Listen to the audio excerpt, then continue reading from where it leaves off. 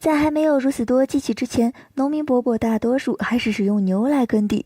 不过，现在的牛可不是当年的那种了。经过多年以来的科技发展，牛的基因和体型都产生了极大的变化，干起活来那叫得心应手。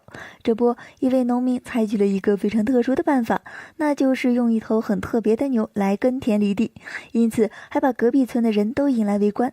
这到底是发生了什么事儿呢？就让我们一起走进视频去看看吧。原来呀，国外一位农民用犀牛耕地，想来也没什么毛病，只是这种犀牛的体型如此之巨大，想想就觉得刺激。用这么巨大的动物来干活应该很不错吧？确实，在体力方面肯定比普通的牛要强很多，所以才引来了很多村民们前来围观。毕竟对于他们来说，犀牛耕田可是头一次看到。不过也正是因为这种牛的体力非常好，没一会儿就把这块田地给耕完了。别看犀牛好像是非常憨厚傻乎乎的样子，就像是一个傻大个儿一样，轻轻松松把一块田地给耕完了，简直是要把牛的饭碗都给抢走了。